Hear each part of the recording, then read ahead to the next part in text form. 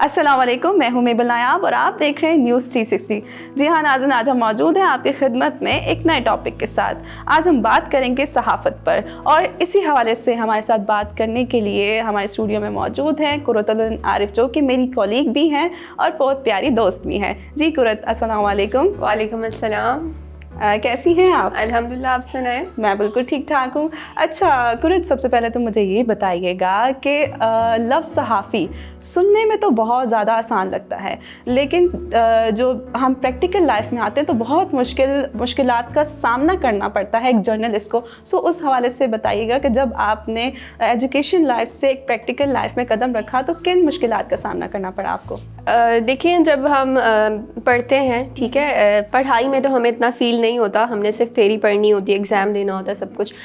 लेकिन मैं समझती हूँ कि ये मीडिया या मास कम्युनिकेशन हम कह सकते हैं कि ऐसा सब्जेक्ट है जिसमें पढ़ने के साथ साथ हमें प्रैक्टिकल वर्क करना भी उतना ही लाजमी होता है। ठीक है। अच्छा, जब हम अपनी स्टडीज़ से निकल के फाइनली प्रैक्टिकल लाइफ में आ जाते हैं तो बहुत सारी ऐसी मुश्किलात हैं जो हमें दरपेश आती हैं। ठीक है, सबसे पहले तो आपको जॉब मिलने में मुश्किल पेश आती है। उसके अलावा जब हम प्रैक्टिस कर रहे होते हैं बड़ी मुश्किलात पेश आती हैं, क्योंकि हमें अगर हम किसी इदारे में जा रहे हैं तो हमें वेल ट्रेंड होके जाना पड़ता है। ठीक है, हम ये वो नहीं कर सकते कि हाँ जी, यहाँ पे हमारे पास हमने मिस्टेक की तो अगला हमें अच्छे से ट्रीट करेगा, वो हमारे टीचर्स नहीं होते।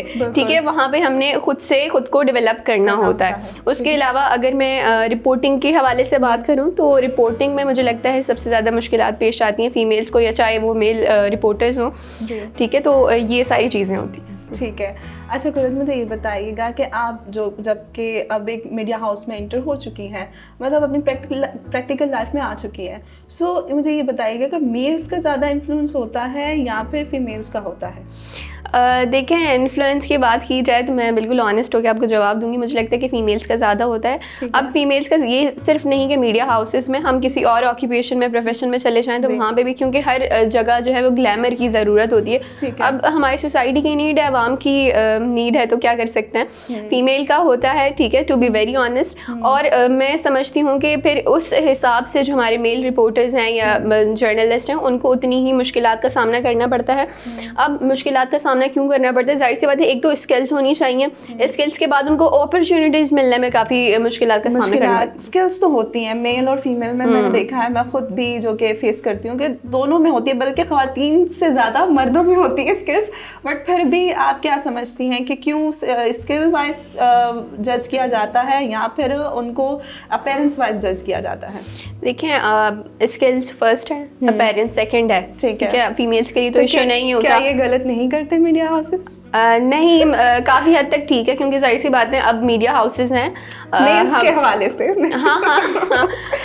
देखिए, अगर हम मेल रिपोर्टर्स की, जर्नलिस्ट की, एंकर्स की बात करें तो उसमें ये है कि जाहिर सी बात है उनकी स्किल्स ज़्यादा इंपॉर्टेंट रखती हैं। अब अगर हम फीमेल्स की बात करें तो उनमें स्किल्स भी होनी चाहिए, साथ साथ देखें ब्यूटी का एक एलिमेंट ये भी आता है कि अगर थोड़ी कम भी है तो हम वो मेकअप करके कवर कर सकते हैं, लेकिन ये कि स्किल्स भी उतनी इम्पॉर्टेंट रखती हैं।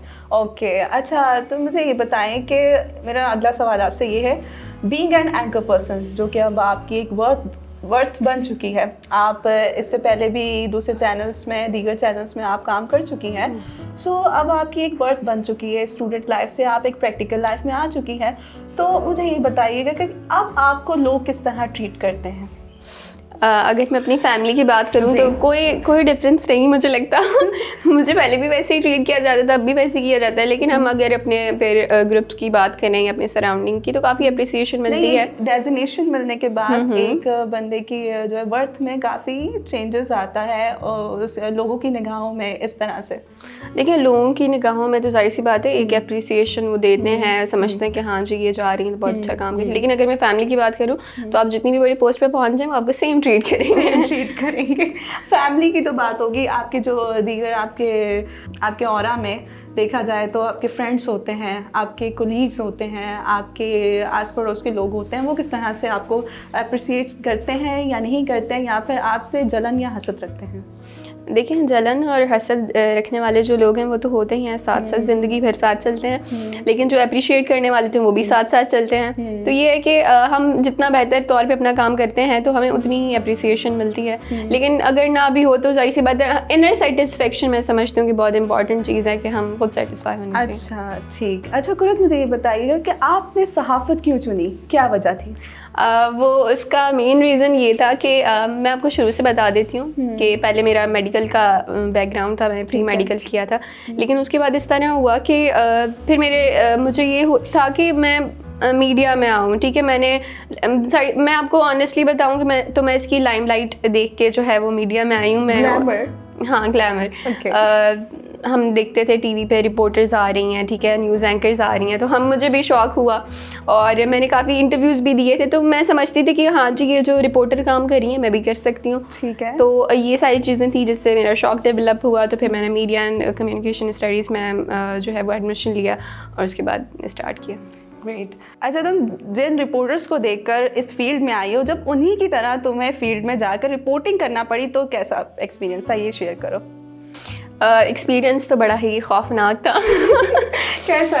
बड़ा ही डिफ़िकल्ट एक्सपीरियंस रहा। देखिए हम टीवी पे तो देखते हैं कि हाँ जी एक न्यूज़ पैकेज चल रहा है, बड़ा आसान लग रहा होता है, बड़ा हम कहते हैं कि ये तो बहुत आसान है, इसमें क्या है। लेकिन हम जब फील्ड में जाते हैं तो हमें तब पता चलता है कि वहाँ पे जो सिचुएशन है, क्या डिफ़िकल्टीज़ हैं जो हमें फेस आती हैं, ठीक है। एज ए फीमेल, या मैं कहती हूँ मेल को भी सेम डिफ़िकल्टीज़ फेस आती हैं। देखिए सबसे मैं अपना बताती हूँ कि मैं गई थी CBO रिपोर्टिंग करनी, ठीक है, एक न्यूज़ पैकेज बनाना था मैं। तो जब हमने इंट्रो स्टार्ट किया तो वहाँ पे बहुत सारे लोगों की भीड़ जमा हो गई, ठीक है। अब जाहिर सी बात है, हम इंसान हैं, जब हमें बहुत सारे लोग दिख रहे हैं तो हम वैसे ही नर्वस हो जाते हैं, ऊपर से कैमरा भी है, ठीक है। तो हम जब करने लगते हैं तो चले हम कभी कभार नहीं, मोस्ट ऑफ द टाइम्स ये होता है कि हमारा फर्स्ट गो में नहीं होता, हमें रिपीट करना पड़ता है। तो जब हम रिपीट करने लगते हैं तो वहाँ पे एक तो आवाम जमा हुई भी है, दूसरा उनमें से कोई हंस रहा है, कोई हूटिंग कर रहा है, तो ये एक बहुत ही बैड एक्सपीरियंस होता है। हमारा जो कॉन्फिडेंस होता है वो भी हम बिल्कुल खो देते हैं। तो ये एक चीज़ मुझे बहुत डिफ़िकल्ट लगती है। दूसरा ये कि जब हम उन्हीं लोगों के पास जाते हैं, चलें जी अब आप देख रहे थे तो इंटरव्यू भी दें, अब वो लोग वहाँ से भाग जाते हैं। इंटरव्यूज़ लेने के लिए भी हमें काफ़ी जद्दोजहद करनी पड़ती है, मसले मसाइल का सामना पेश आता है। तो ये सारी चीज़ें हैं जो रिपोर्टिंग में मुझे लगता है कि पेश आती हैं। लेकिन उसके अलावा अगर हम ये अपनी सहाफ़त की बात करें कि ये जो ऑक्यूपेशन है, प्रोफेशन है, इसमें जब हम आते हैं तो और क्या क्या हमें फेस करना पड़ता है। मैं तो कहती हूँ फ़ीमेल्स को एक तो टाइमिंग का बहुत इशू होता है, क्योंकि हमारी फील्ड ऐसी है कि हम टाइम लिमिटेड नहीं है, अनलिमिटेड है। बिल्कुल, हमारा शूट कभी स्टार्ट हो कब ख़त्म हो, तो एक तो फैमिली इशूज़ होते हैं, हाँ जी घर क्यों नहीं आई, हाँ घर कब आना है, कब तक आओगी, कितना टाइम लगेगा, पेरेंट्स को काफ़ी फिक्र बिल्कुल होती है। ये सारी जो है वो मसले मसाइल पेश आते हैं। ठीक है। अच्छा, मेरा अगला सवाल कुरत तुमसे ये है कि सहाफ़त सुनने में ये आया कि अगले 5 सालों में सहाफ़त ख़त्म होने वाली है, तो तुम क्या समझती हो कि अब हमें इस फील्ड में क्या रेवोल्यूशन लेकर आना चाहिए? देखिए ये जो बात है सहाफ़त ख़त्म होने वाली है, ये तो तब की है जब मैंने ये पढ़ना शुरू किया था। मैं फर्स्ट सेकंड सेमेस्टर में थी तो कहते थे कि बस अब तो ये प्रोफेशन एक्सटेंड हो जाएगा, ख़त्म हो जाएगा। तो हम भी कहते थे कि यार हमने पढ़ना तो शुरू कर दिया, अब क्या किया जाए। लेकिन बात ये है कि देखें जिस तरह रिवोल्यूशन आता है, चीज़ें तब्दील होती हैं, ठीक है। जैसे हम बात करते हैं, पहले न्यूज़पेपर था, फिर TV आया, न्यूज़पेपर की जो रीडरशिप है वो कम हो गई, ठीक है। लेकिन न्यूज़पेपर ने क्या किया, उससे ओवरकम करने के लिए अपनी प्रॉब्लम को उन्होंने ये किया कि उन्होंने ई-पेपर जो है ना वो करना शुरू कर दिया। डिजिटल आप जो है वो न्यूज़पेपर खोल के पढ़ सकते हैं। तो मैं समझती हूँ सेम इसके साथ भी यही है कि चलिए अभी ब्रॉडकास्ट हो रहा है, TV है, ठीक है। TV में भी देखें, पहले हमारे पास नॉर्मल TV होते थे, अब हमारे पास LEDs आ गए हैं, ठीक है। अब ये है कि अगर तो ब्रॉडकास्ट का वो हुआ, लेकिन ये तो उसमें ये हो सकता है कि ये जो ब्रॉडकास्ट है ये फिर डिजिटल उसमें आ जाएगा कि सेम चैनल जो है वो हम डिजिटली देख सकते हैं अपनी मर्ज़ी का खोल के, ठीक है। और दूसरा उस पर लाइव भी चला जा सकता है, तो ऐसा मसला नहीं है। कोई भी चीज़ ऐसी नहीं है जो कम्प्लीटली एक्सटेंड हो जाए, बल्कि ये है कि उसके ऑल्टरनेटिव्स आ जाते हैं, मॉडिफाई हो जाती है वो चीज़। अच्छा, मेरा अगला सवाल आपसे ये है कि आजकल जो है 2 किस्म के सहाफ़ी पाए जाते हैं। एक वो सहाफ़ी जो रातों रात शोहरत पा लेते हैं, और एक वो सहाफ़ी जिनको सालों लग जाते हैं एक मकाम हासिल करने में। सो उनका बताइएगा कि क्या डिफरेंस, क्यों इस तरह से है? देखिए जो रातों रात फेमस हो जाते हैं मशहूर हो जाते हैं, उनमें क्वालिटीज़ होती हैं, जाहिर सी बात है किसी उसमें उनमें कोई ना कोई क्वालिटी ऐसी होती है जो बाकियों से मुख्तलिफ होती है, जिसकी वजह से वो रातों रात मशहूर हो जाते हैं। देखिए उनका रिपोर्टिंग का स्टाइल डिफरेंट होगा, ठीक है, कोई नई चीज़ इनोवेटिव होगी, क्रिएटिविटी उनकी काम में आपको नज़र आएगी, ठीक है। उनके जो टॉपिक्स होंगे, अगर टॉपिक सेम भी होगा तो वो वे ऑफ रिपोर्टिंग उनका जो है वो इतना चेंज होता है बाकियों से कि वो बहुत कैची सा होता है कि लोग पसंद करते हैं जी। हमारी आवाम। मुझे याद आ रहा है आपने अपने एक शो में 2 सहाफ़ियों का जिक्र किया था, चांद नवाब साहब और दूसरे अमीन हफीज़ साहब का। सो वो इसी तरह के क्रिएटिव रिपोर्टर्स थे और उन्होंने बाजी ले गए दूसरे सहाफ़ियों से। सो ये तो आपकी बात बिल्कुल सही है, लेकिन कहा जाता है कि जो रातों रात होते हैं वो उनकी जल्दी शोहरत बैठ भी जाती है। देखिए तो इनके इसकी क्या वजह है? जी देखिए रातों रात बंदा अब मशहूर तो हो गया, अब आगे का क्या है, ठीक है। अगर हम इसकी मिसाल इस तरह से ले सकते हैं, जैसे अब आजकल सोशल मीडिया, आपकी एक वीडियो वायरल हो जाती है, ठीक है, वो 1 महीना वायरल होगी, लोग उसके बारे में 15 दिन ज़्यादा से ज़्यादा 30 दिन बात करेंगे, उसके बाद ख़त्म कर देंगे, ठीक है।